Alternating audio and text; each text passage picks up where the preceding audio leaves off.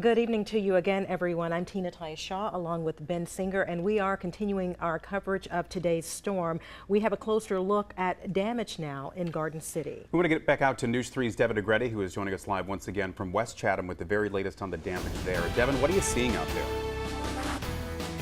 Right now I'm in the Advanced Auto Parts parking lot where I am surrounded by debris. There are parts of the roof, there's insulation. Whenever we heard reports of a tornado that came through, well, it happened to take out the roof and part of the building. I mean, you can see the debris just scattered everywhere. Right now, Highway 80 from 516 to about 8th Street has been blocked off. Nobody can come in or out of here, so if you can avoid the area, please do so. We do have some video also of a funnel cloud. We want to show it to you right now. Here you see that video. This was shared to us from Miranda Morgan, and it comes from the Savannah Wildlife Refuge, which is just across the river from the Georgia Ports Authority. We do want to show you this as well. Now, these pictures are coming to us from Storm Team 3 meteorologist Lee Haywood. You see the sort of the debris field there. This could also be coming from the Garden City area on Highway 80. You see some metal wrapped around one of the utility poles there and traffic being brought to a crawl in that area. Now we have a shot of where Devin DeGretti was also. That is the auto parts store that is missing part of its roof and a big portion of one of its walls. Also, SOS Tire in Garden City missing its roof. My friend Kim Spencer and her husband Sam, they actually own that business. She's been sending me messages on Facebook, and the good news is no one was hurt. In the meantime, neighbors and business owners are sorting through all the damage and debris, grateful to be alive. News 3's Meredith Stutt spoke to neighbors as they were cleaning up today, and she's joining us live from Garden City with more. Meredith? Good evening, Renee and Ben. When neighbors here on Alfred Street walked out of their front doors this morning, they were greeted with trees taller than me split in two and fences completely ripped up out of their posts as the storm made its way through their front yard. On Friday, Garden City neighbors and crews teaming up to clean up from a storm that came and went. Yeah, this just came out of nowhere. Just a gust of wind, and I mean, it was really nasty. Lloyd Coyne says he had no warning before disaster struck. Getting harder and harder, and I heard my tree crack.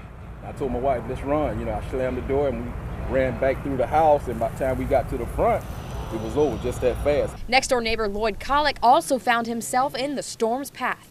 So these trees all breaking up, and I knew it was a little bit more than just a gust of wind. Coyne's a disabled vet had just paid off his house after 30 years. Out, the roof is off. Then part of it gone in seconds. It's just a mess, Mom. I had a privacy fence, it's completely gone. Georgia Congressman Buddy Carter arrived at the destroyed Advanced Auto Parts store.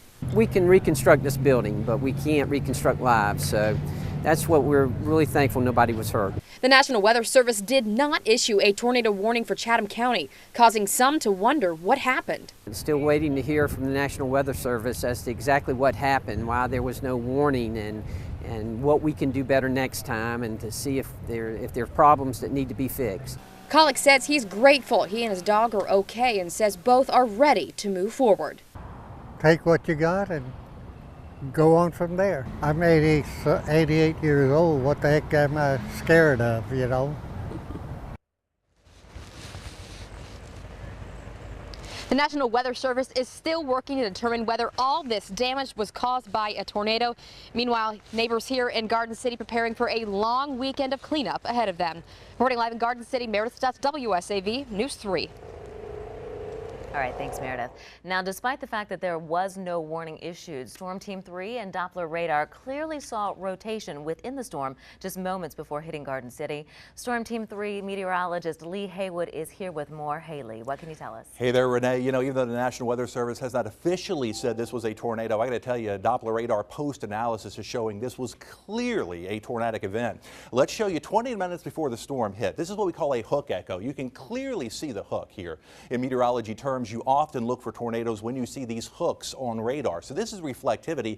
I want to show you a couple of things. Again, 20 minutes before the storm hit Garden City, you see the inflow of the storm coming in. Then you see the outflow. And in between, this is where the strong rotation is happening 20 minutes before the storm hits. Now let's go to 5:51. This is 6 minutes before the storm hits Garden City. The Doppler's actually telling us it's a tornado here. You can see clearly the greens coming in, the reds coming around. So this is about 5 to 6 minutes before what I'm going to show you now, which is the Garden City image.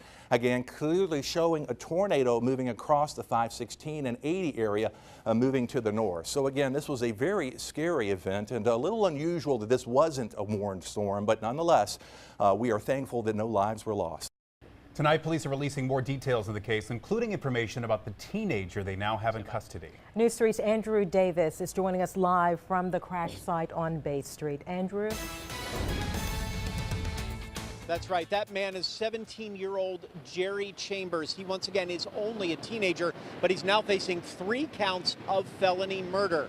Savannah police just about an hour ago released this video of the shooting as it happened. Happened right at the corner of Jefferson and St. Julian. You can see people diving in all directions as those shots rang out. One more time before I go. Higher powers taking off. Darren and Kayvon are college-bound, job-holding teens, enough to make any mama proud. She's terrified. But both know when they're on the road, it's anxiety and fear back at home. Because they see everything that's going on, around us in society, in really the United States, how everything is going with the police versus black males or, African Americans. So they want to make sure that I'm protected and I'm well prepared. The videos, the hashtags, the stories all have parents, grandparents, and teachers now talking in a different way to the black males in their lives. It is very real. Working in education, working in a school that is 85% African American, working with young black African American boys especially, you try to instill in them that you reply, you cooperate, you answer questions, and you allow adults to fight for you later. Yes, you're a black man driving, so you must be careful. For Darren, Bam, 2 hands on the steering wheel, did just like my mama taught me. His mom tells him ways she believes he can avoid being pulled over in the first place. Nothing incriminating on your head, like a do-rag or one of the little wave caps. An unwritten dress code for driving may sound silly to some. These parents, though, feel like it could mean life or death. We're put into a category, we're into a class to where if we aren't careful, then in the blink of an eye, our life can be taken away. While the viral videos surface from near and far, locally, law enforcement is working to build relationships and talk through these concerns with black males and their families. Bluffton police officers make regular visits to the Boys and Girls Club, where this topic comes up, and they candidly address it. I feel like I know police officers are here to protect us. And for one bad policeman, there's like 1,000 good police officers. But even with a constant effort, we're afraid. I'm afraid for my boys. Kim Williams is mom to 5 African American boys. If they just have a nice car, tinted windows, and being a young black male, I'm afraid they'll just get stopped for that. And says these types of conversations with her sons are nothing new. We're just publicizing it more now than we have in the past because everybody has access to cameras. Allowing teens to play these scenes over and over. It's very scary for our students. And wonder whether they'll be next.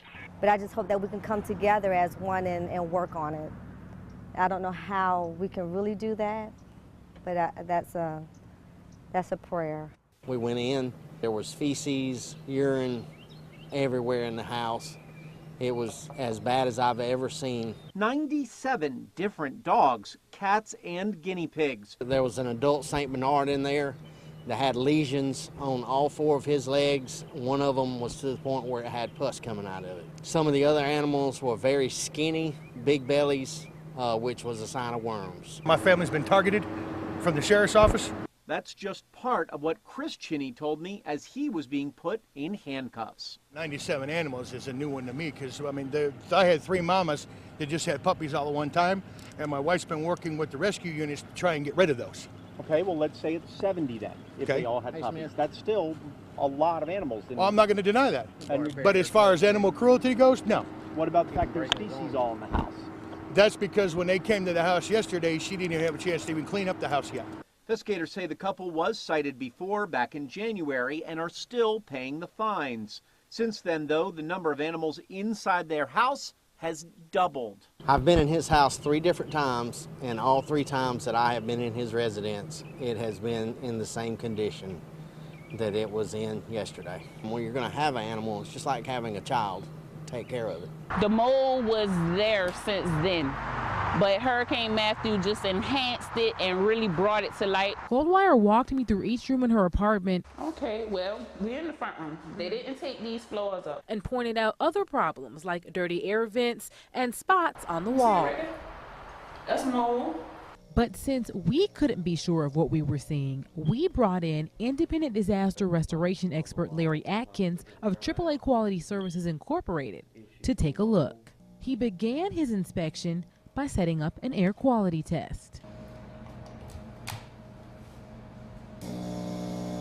And then went through each room to check for any signs of mold or moisture. But we did find a little bit of mold on a back piece of sheetrock in the bottom of the water heater closet. It has a serial number on it. The next step was to send his samples to Inspector Labs, an independent lab in Fort Lauderdale, Florida, for testing. 24 hours later, this is what they revealed. They sent the results back showing that there is a problem inside the apartment, showing a high concentration of penicillin aspergillus mold, also Stachybotrys mold, which is commonly known as black mold. Stachybotrys mold was found at 15 times the normal level, while penicillin aspergillus mold, there were more than 1,800 spores found inside the home. 500 is the normal level. The residents should not be occupied when you have high levels. Just because there is a health risk, but elevated levels of mold. The property management company released a statement today that says they're going to arrange for their third-party inspector to retest the unit and figure out if or where there is a potential issue. News 3 will continue to work with Treetop Aspen Management, HUD, and Representative Buddy Carter to make sure this tenant, along with others, receives the help they need. But right here along parts of I-95, that's where we have Storm Team 3 meteorologist Lee Haywood, who is out on the storm tracker tonight, and he has the very latest on the roadways. Absolutely, Chris. We're on Interstate 95. We are just north of Interstate 16, so we're kind of working our way into that thunderstorm we've been looking at over northwestern portions of Chatham County. I want you to take a look at this. Right now what we're seeing is some moderate to heavy rain that we're pushing into. We've been seeing from time to time some claps of thunder and lightning to our north as well, so this cell's a pretty strong one. Well, love him or hate him, thousands have voted for him. Tony Thomas, the longest-serving current alderman, 5 terms straight. Now, the last time defeating 3 challengers, still garnering almost 60% of the vote. With every new term, it seems like there's a new controversy surrounding the man. I think it was my duty and responsibility to say, well, that's going too far. Too far, Chester Dunham said. Was Tony Thomas yelling drunken obscenities at the radio host back in 2013? So the alderman got called to an ethics committee hearing. The committee said they couldn't rule on the claims, but Thomas didn't let the issue drop when he was asked to make an apology. Under no circumstances whatsoever will I make an apology to Mr. Dunham. Don't sit here and say you. I heard exactly what you said to me. That was the exchange during a 2016 ethics hearing, which started with Facebook posts about 2 women who didn't vote for him. Hags, skanks, whores. That is what he called his own constituents. The women dropped that complaint but entered another about Thomas's business and how they said he was using his political clout to make money. They're not going to find anything. And I'm not going to continue to waste my time coming up here for these 2 that are just dragging crap out that doesn't have any substance. Those allegations were actually pulled when a criminal case was started. We alerted the GBI and have asked for them to investigate the matter. The investigation into whether Thomas provided drugs and alcohol and sexually assaulted teenage boys. And 17 years old, I mean, you want free liquor and free cocaine, I mean, what 17-year-old wouldn't? 4 videos posted on Facebook, all with the same stories. The DA says this was the 3rd time Thomas's name came up. A letter sent to the FBI in 2012. In 2013, Heap's office sent more allegations to the GBI. But a year later, the investigation was closed due to insufficient evidence. Is this true at all? No. I mean, sexual misconduct with little boys is not true. drug use. I think that I can pull a ton of witnesses in there that know about drug use for me and know that it no way is a part of my life. But despite Thomas's claims, the DA sent that case to a grand jury. 14 of the 18 jurors said that he clearly violated the law, but the cases were too old and the statute of limitations had run out. Those jurors also wrote, "I'm sorry," to his alleged victims. If I have a regret, it's that, to my supporters that may be offended or disapprove of that, I do apologize to them. Thomas is now apologizing for, as he puts it, having a couple of drinks. But once again, the embattled alderman walks away without censure or seemingly regret. I'll just try not to do it again next year, but, I'm going to go have a good time.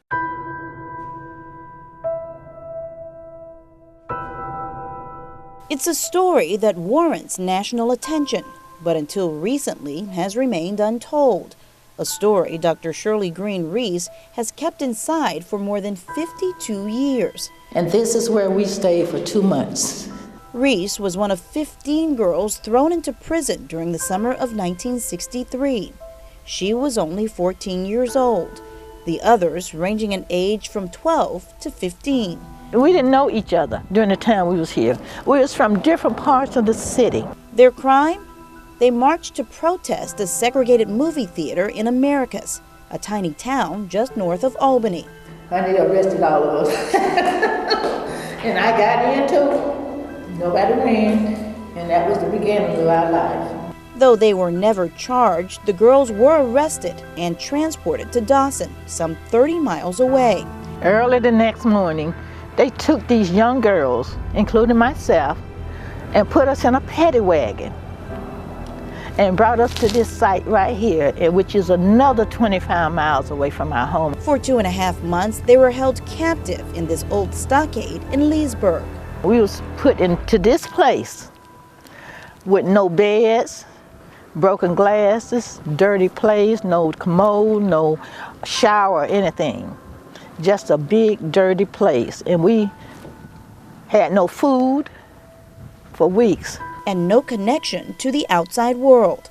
How did that make you feel? Deserted. Deserted from our city. And the worst part about it, we was children.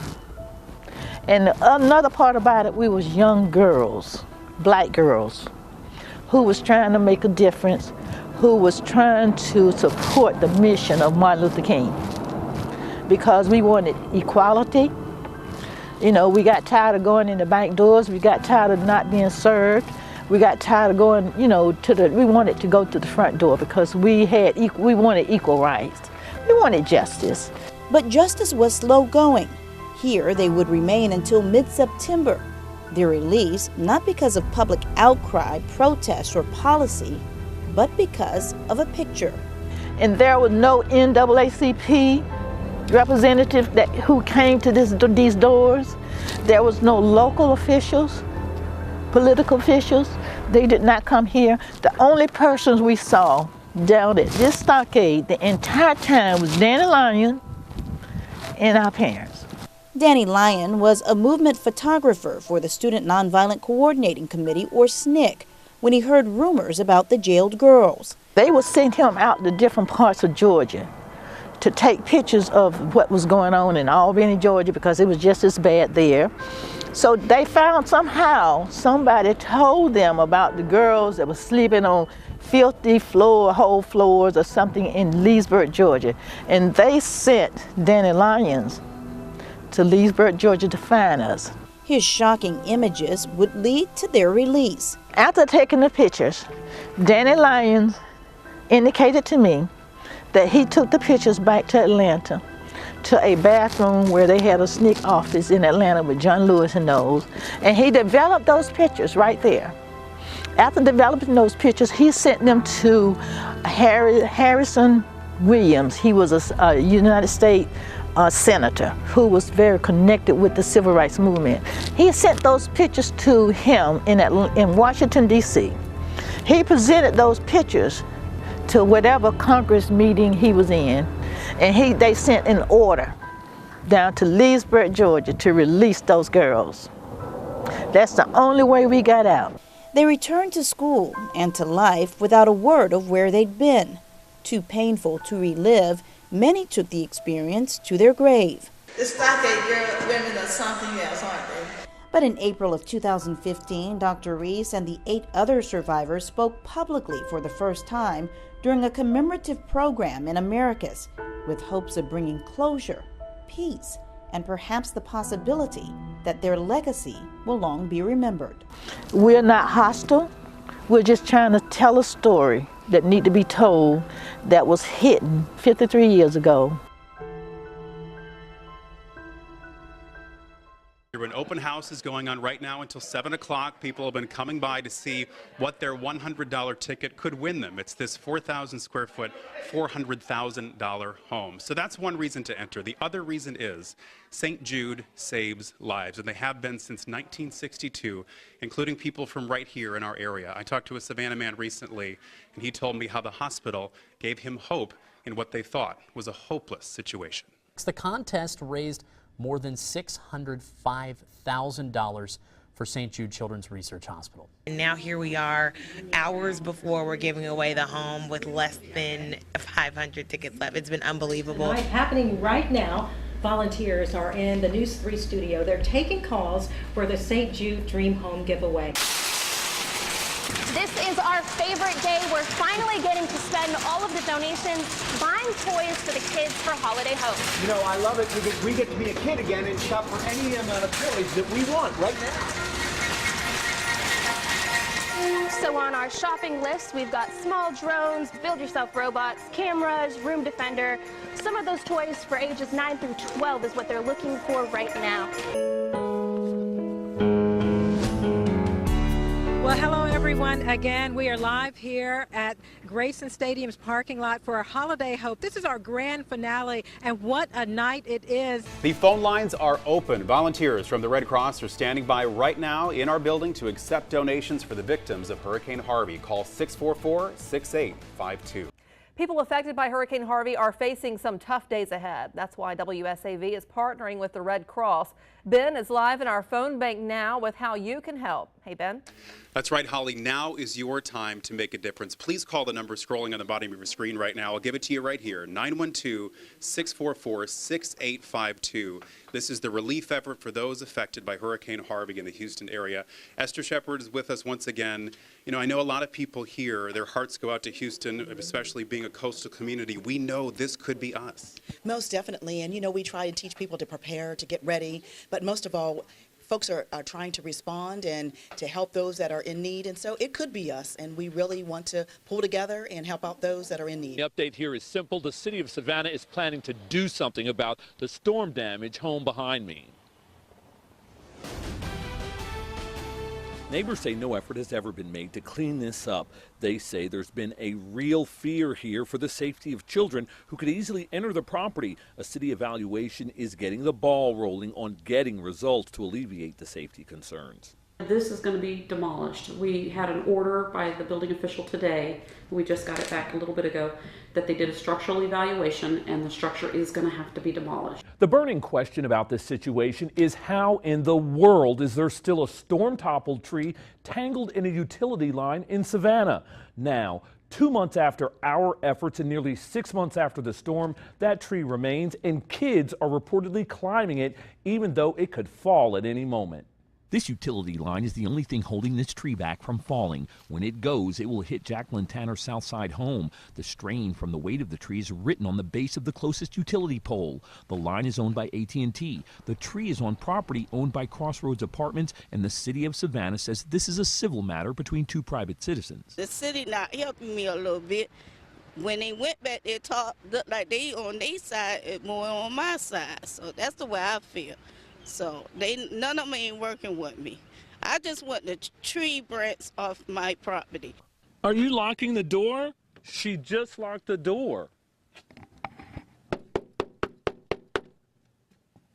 Wow, she just locked the door. We called and they hung up here at the Crossroads apartment. We wanted to talk with them about the tree. The last time I was here, I'm not sure what that lady's name was. It's the very same lady. Follow me. She said she didn't see this tree that's on the fence right here. It's not quite 50 feet. And this is the backside of the tree where we're told that the children, some of the children from this apartment complex are playing on that tree. And as you can see, there are no barricades or anything to keep children off of it. After nearly a half dozen reports on the situation, AT&T said they'd cut the branches back. That was 2 weeks ago. That work happened Monday, and now it's lifted the weight of worry off Tanner's shoulders, and her hurricane recovery can move forward. I see it is back to the place it was, so I'm just happy right now. I'm just glad it's off my backyard. Convicted of 3 rapes and a murder, Tori Scott is serving 4 life sentences. One victim attacked in an on-campus apartment says Savannah State did not do enough to protect her. A jury agreed, giving her a $10 million verdict. Tonight, she asked to sit down and tell her story to Andrew Davis in a story you will only see on News 3. Paige Bullard is 24 years old and a rape victim. Surveillance video shows from 2013 shows Tori Scott on campus for almost 30 minutes. No one stopping him, no one watching. But he was watching his victim. He held her at gunpoint, forced her to perform oral sex on him, and then raped her. Bullard may have won in court, but she says the money can't change what the school didn't do that night or since. It's no amount of money can take back what happened. Does anybody need an ambulance? Yes, bring one.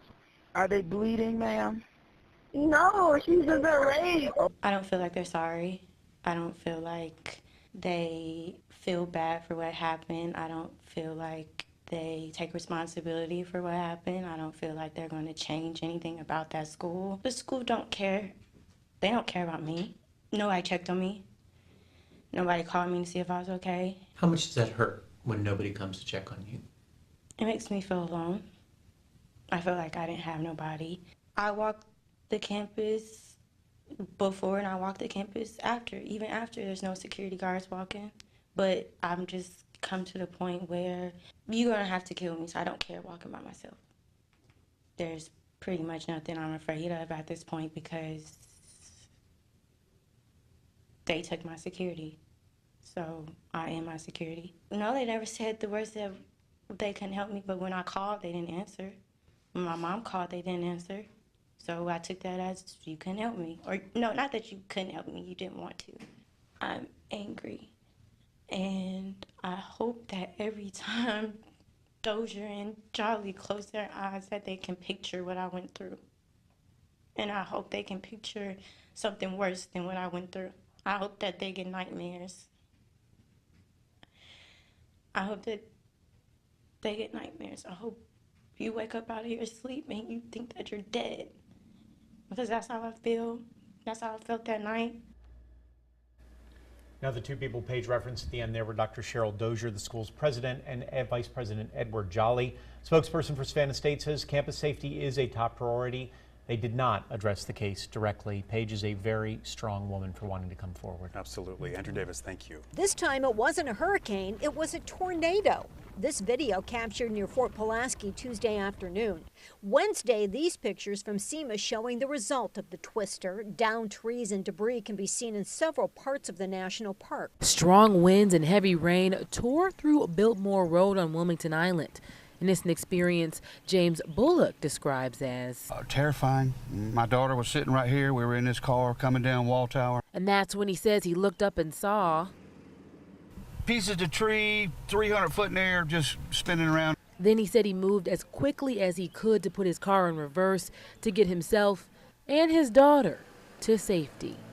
My daughter screaming. I backed into somebody's driveway. Stuff was hitting the car was shaking. And while it may not have lasted long, 30 seconds, maybe, that quick. It's something James Bullock says he won't soon forget.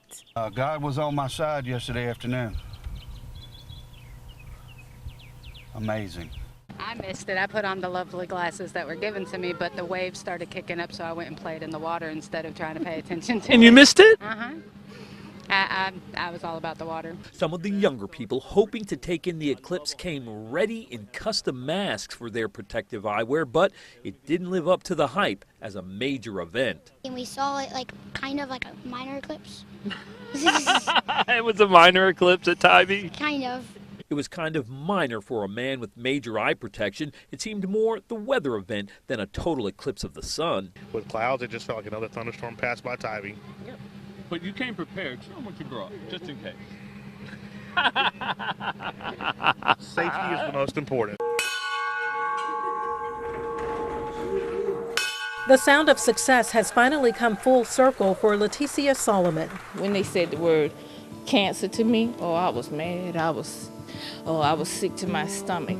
But that was just for a second, because the next second, these thoughts went into my mind. I got to see my daughter graduate high school. I have to see my daughter get married. I have to see my grandkids. All those thoughts like that stayed into my mind. Solomon's life was filled with uncertainty in 1996.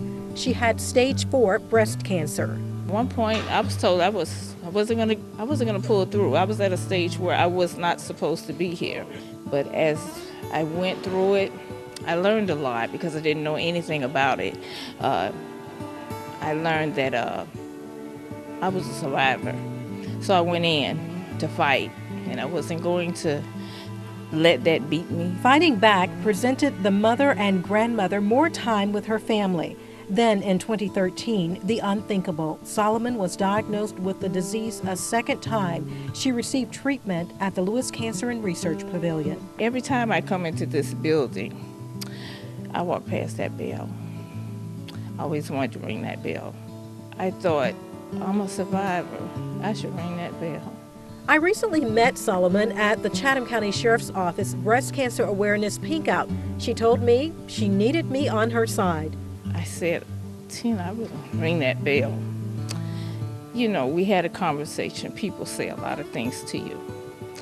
Thank you for that. Knowing the tradition of this beacon of hope, I didn't take her request lightly. I worked with St. Joseph's Candler to make Solomon's dream a reality. Her co-worker Sharon Akins was with her when she was first diagnosed and sticks with her today. She tells the story of her return to work after her first diagnosis. Officers are not supposed to have their hair on their collar. She came back with this long wig on, and they told her, you know, you can't have your hair on your collar. And she said, this is not my hair. You know, that's a funny story. That's how she took it. She laughed it off. So they couldn't bother because it wasn't her hair. You know, she just battled cancer, and she found something to laugh about, the fact that she had on this. I mean, she came back gorgeous with this long flowing wig on. I was there with her from the beginning, and she's a true fighter, and I'm going to be with her all the way, as long as I have breath. On this special day, Akins, medical team members, and strangers were there and cheered Solomon on. Ringing the bell today, she has completed her treatment, actually 2 rounds of treatment. That signifies an end of treatment delivery, but also a beginning to signify there's more life to live. Going into survivorship and hope and just having something to look forward to. This show of support is proof that no one fights alone. I took in everything that they told me. They embrace you. Because of that, you know, it makes you stronger. An emotional moment for a survivor determined to celebrate a miraculous journey. 1932, Robert B. Raper, Savannah Police Department. Mark A. McPhail, Savannah Police Department. Doreen E. McCumber, Chatham County Police Department. So far this year, 48 officers from across the country have been killed in the line of duty. 2 of them were from Georgia. We pray we lose no more.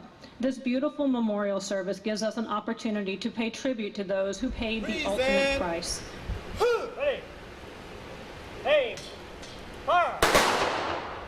Hey! Hey! Fire!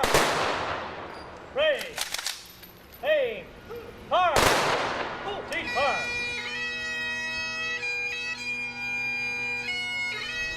Last year, 143 heroes died in the line of duty in Chatham County. 53 throughout history have lost their lives serving others.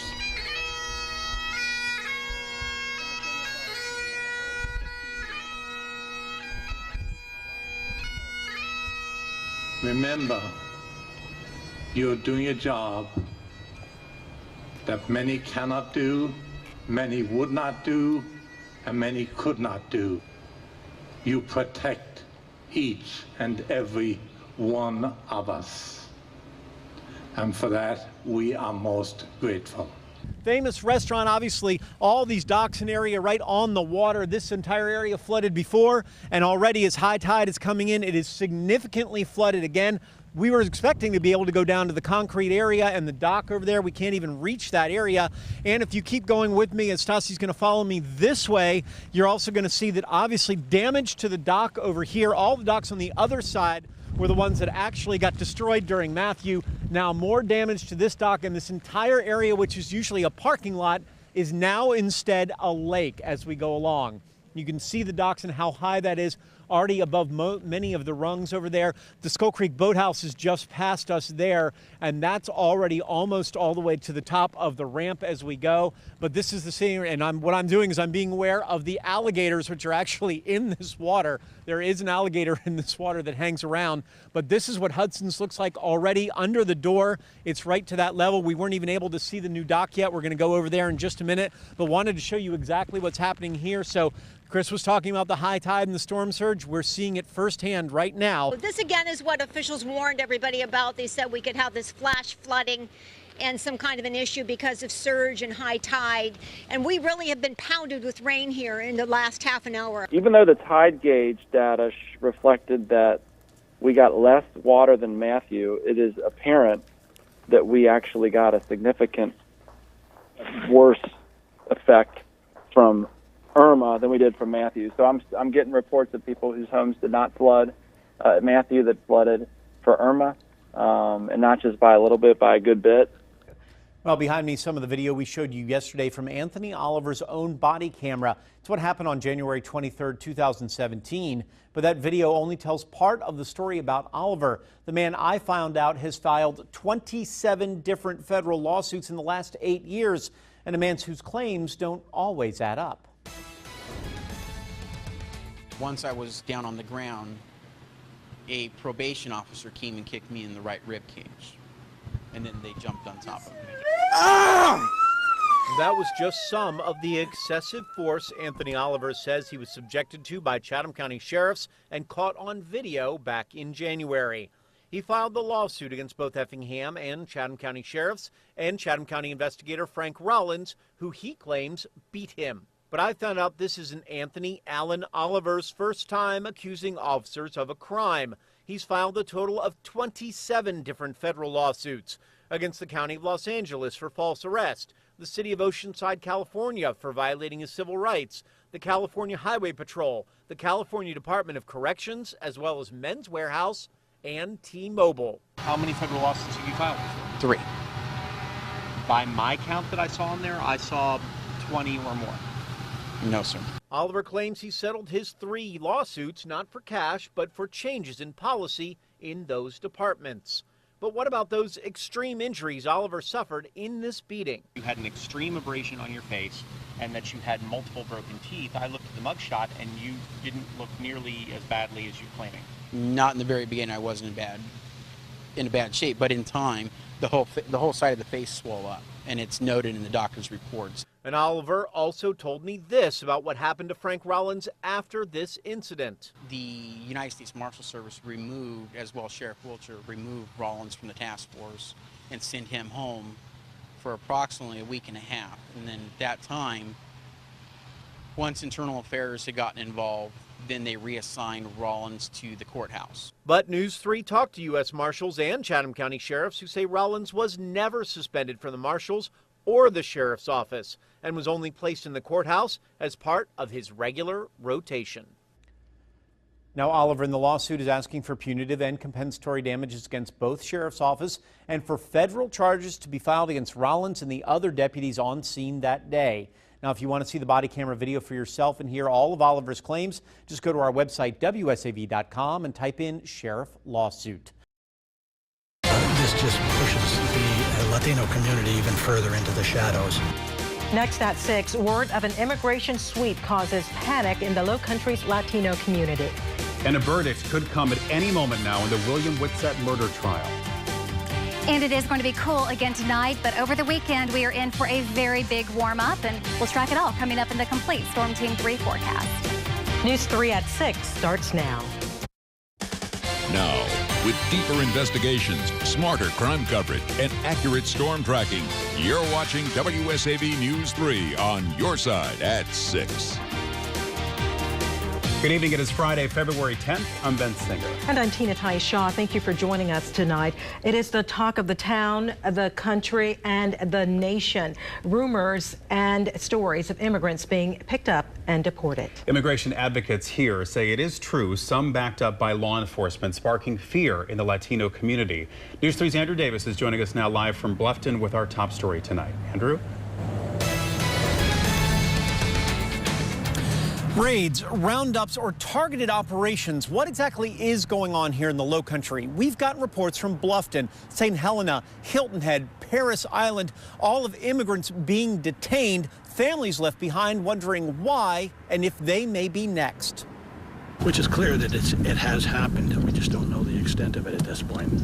That's why George Canuck of the Low Country Immigration Coalition and immigration lawyer Amy Deverall were at Avalon Shores apartment in Bluffton this morning to help find out what was happening and see if they could help. When you don't have this type of information, when you have this type of confusion, it just causes a panic. Panic from allegations of Homeland Security immigration roundups. Information shared by word of mouth. That person reported that the vans were sitting outside the apartment complex for some time during the day yesterday.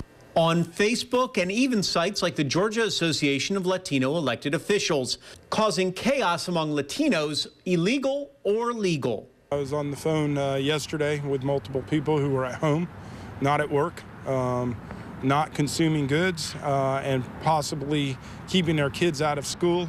I talked to Brian Cox from ICE, who says their operations are part of their, quote, routine targeted enforcement operations for people who are criminals or in violation of immigration laws. In Georgia, North and South Carolina, Homeland Security has made 200 detentions this week. But it's other language from President Trump executive order that still scares many folks. It says that immigration officers have the ability to arrest anyone who, quote, poses a risk to public safety or national security. One thing for ICE to say we're going after specific people, but there's nothing that's limiting them from also, if someone else answers the door, taking them with them as well if they can't show, proof of being a U.S. citizen or a resident. Now, I talked to Jim Foster from Beaufort County Schools, who says this entire week, including today, they have not seen an increase in absences from schools, even in the predominantly Hispanic schools. Beaufort County sheriffs, I did ask them if they had been helping ICE in any form. They said simply call back to Homeland Security. Now, Chatham County Sheriff John Wilcher was more than willing to talk about it. He told us that, yes, he was involved in a roundup involving ICE, and they helped make 26 different arrests. Now the question is here in the Low Country, what's next and how many people may be involved? Andrew Davis, WSAV News 3. Andrew, thank you. Savannah Mayor Eddie DeLoach laid out his vision for the future last night during his State of the City address. He also talked about some of the programs already in place. That includes the End Gun Violence campaign that we've covered several times. He says we should see measurable progress by the end of this year. We must show gang members that they have an alternative to the lifestyle of crime. But once they commit a serious crime, we will come after them and anyone who is associated with them with the full force of the law. The mayor said the best way to stop bullets is with jobs and that he will not rest until everyone who wants a job has one. He said he wants a career path for all, even those who have been to prison. We have a follow-up now to last night's Tybee Island City Council meeting where a controversial alcohol ban did not pass. City leaders said it would keep spring break crowds under control, but business owners said it would hurt them financially. Dozens marched in protest before the council vote with no ban in place. The next step will be to discuss the cost of extra security during big spring break events.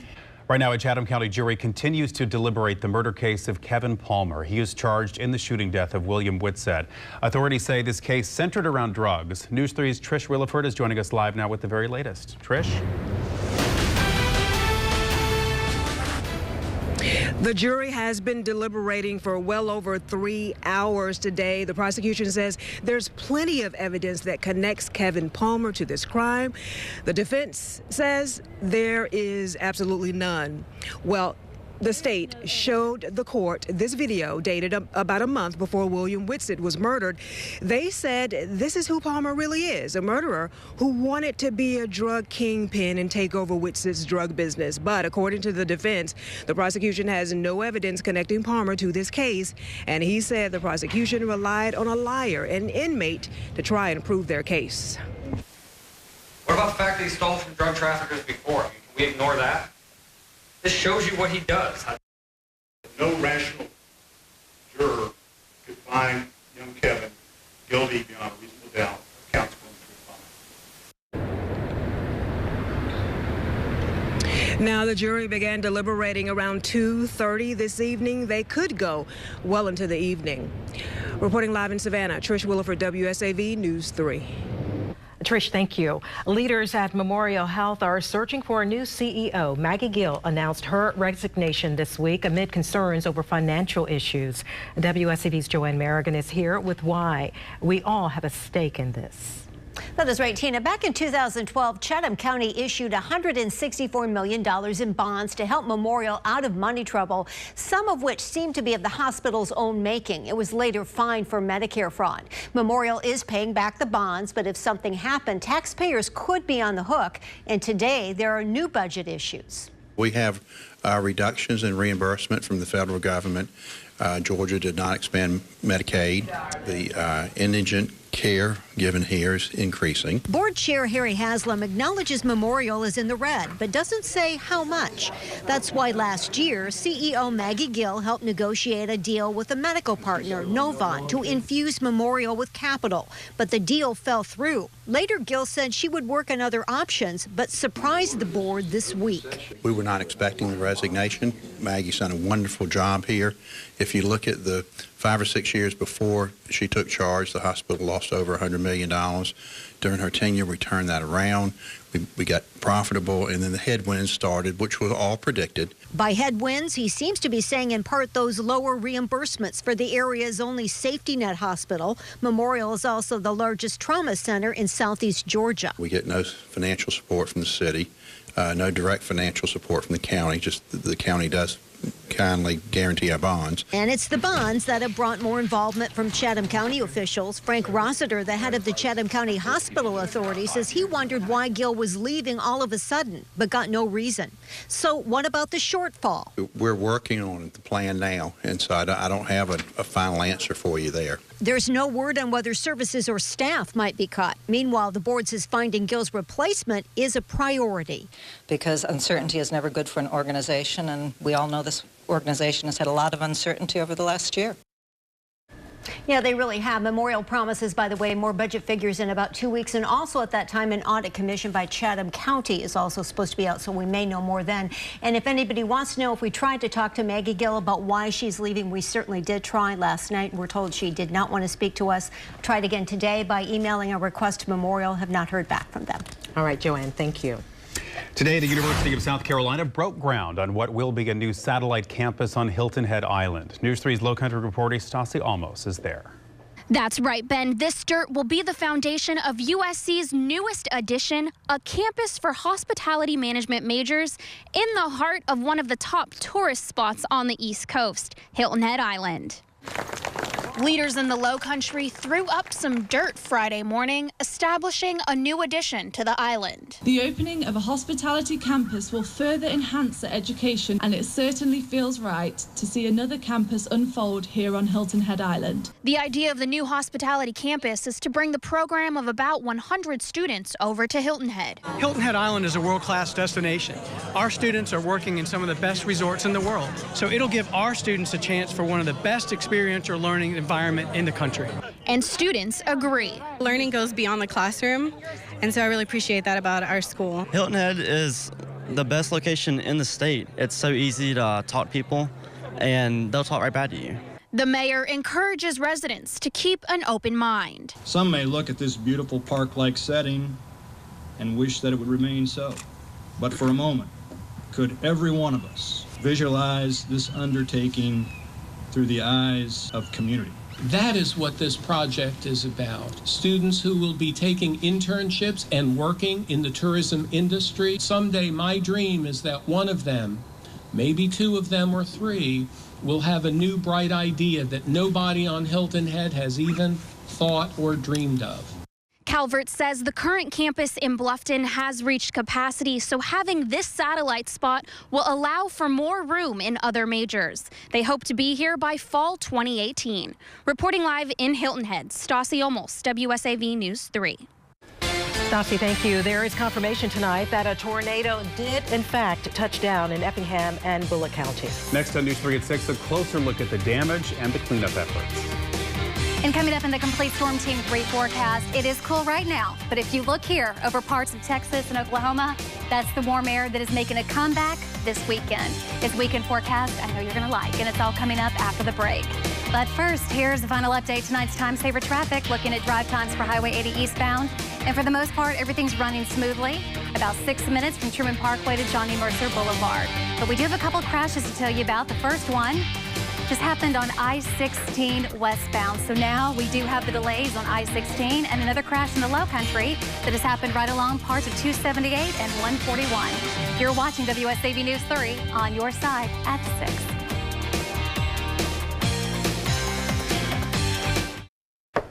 Families are still in shock after a confirmed EF2 tornado hit parts of Effingham and Bullock counties yesterday. News 3's Meredith Stutz spent the day with some of those storm victims who are trying to figure out what they will do next. Crews and families still in shock after a confirmed EF2 tornado ripped through parts of neighborhoods just like this, leaving a massive amount of cleanup. All-day trucks, power tools, and the power of people coming together to help families like the Egan's dig out after 5 family members hid inside a small closet to escape death. Grateful to be alive, he now looks to rebuild. It's a mess. We just built this house in June. It's been here 9 months. We can rebuild any of it. You know, we're alive, and it's an inconvenience factor, but I'd rather be inconvenienced than not here. Reporting in Brooklyn, Meredith Stutz, WSAV News 3. Well, we are doing something a little different starting this week. A Storm Team 3 meteorologist will explore one of Savannah's squares every Friday. And tonight, Lee Haywood's joining us live from Johnson Square. Lee. All right, Tina and Ben, it is Friday Fun Day, and I got to tell you, it is a cold evening out here. I'm at the corner of Bull and Bryan. Behind me is Johnson Square. To my left, actually, City Hall.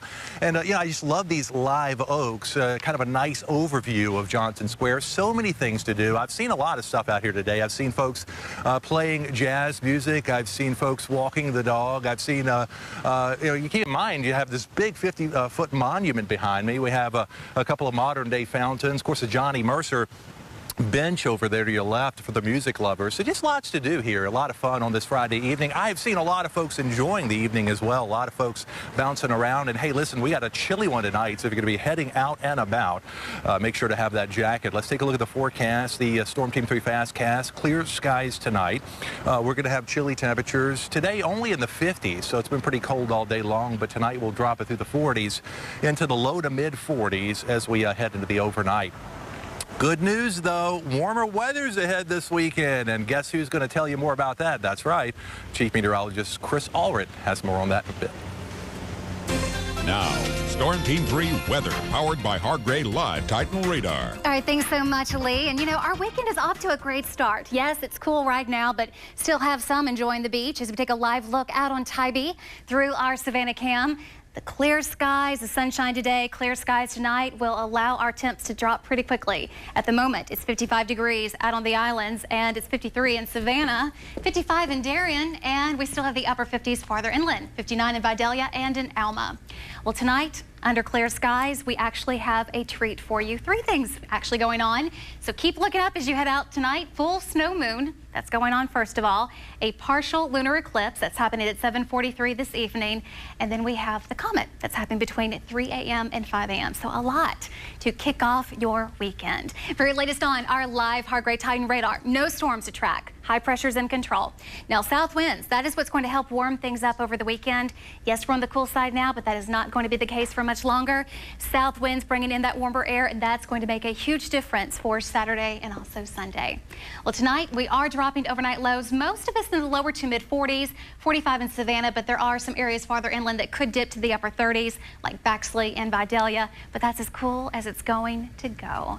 Forecast tomorrow, you will have sunshine all day. Southwest winds at 5 to 15 miles per hour, and look at that high, 77 degrees. So town by town, 77 in Port Wentworth and in Garden City, 74 in Whitmarsh Island. Tybee, you'll top out with a high of 70, 71 on Hilton Head, 73 in Beaufort, and Ridgeland, you'll top out at 75 with Hardyville, 76 degrees. Marine forecast, visibility is good all the way at 10. High tide, that's going to happen at 8:11 a.m. And those winds tomorrow, they will be over the southwest at 10 knots with waves only at 2 feet. As for the rest of the weekend, look at your TV. Sunday, 78. We will have a little bit more cloud cover, but no chance of rain. We are tracking cooler air that will take over on Monday and Tuesday, but it's still very mild. A chance of rain will happen on Wednesday. That is a cold front. So in this 7-day forecast, you warm up big time over the weekend, and really, you only have 2 days where it's going to feel like winter. And that's not until late next week. It's going to be a fantastic weekend. I can feel it. Enjoy. Thank you, Chris. Well, Lee was in Johnson Square tonight live for us. If you would like to learn more about its history, or the backstory behind other squares and the monuments, go to WSAV.com and search Savannah Square. It is a tradition Chatham County students look forward to every year. The Georgia Day Parade. More on today's big celebration coming up in our community report. Right now, let's take a live look outside as the sun is setting over Savannah. You're watching WSAV News 3 at 6.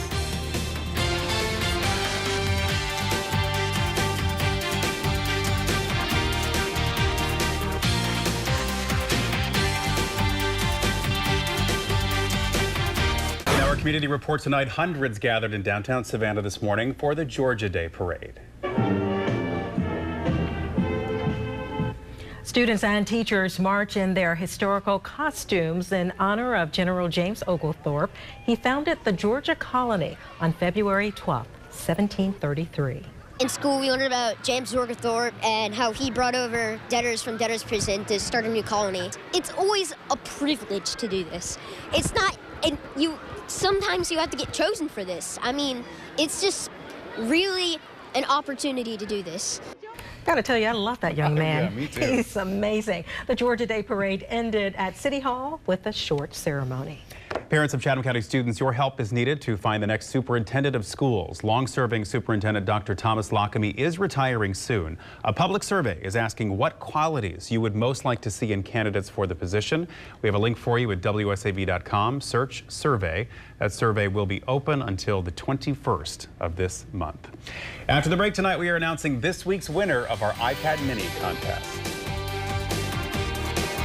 I am Dr. Jamal Toure with today's Black History Moment. Lucille Murray Crawford, Albert Green, and Shirley Gamble are members of one of the oldest African-American families in the low country of Georgia and South Carolina. The Murray Green family goes back to at least 1814 in the Bluffton, Hilton Head Island, South Carolina areas.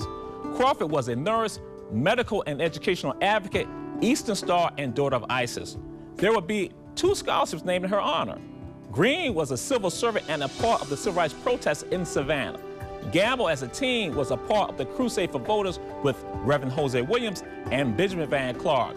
She would later leave from Tuskegee University, headed to the Edmund Pettus Bridge, the site of Bloody Sunday. The rest is history. WSAV, celebrating Black history, is brought to you by attorney Ken Nugent. Just into the WSAV newsroom, a Chatham County jury returned a verdict in the William Whitsett murder trial. The jury found Kevin Palmer guilty of felony murder. Palmer will be sentenced next Friday. Full details tonight at 10 and 11. Switching gears now, this week's iPad winner is Althea Palmer. Congratulations to you. We are giving away an iPad Mini every Friday this month. You can watch News 3 at 5:30 every day for the winning word to enter. And then again, we'll take all those submissions and pick a winner on Fridays. And that is our time. Join us for News 3 at 10 on WSAV CW and MyLC, and back here for News 3 at 11. Thank you for making WSAV your choice for news. Have a good night.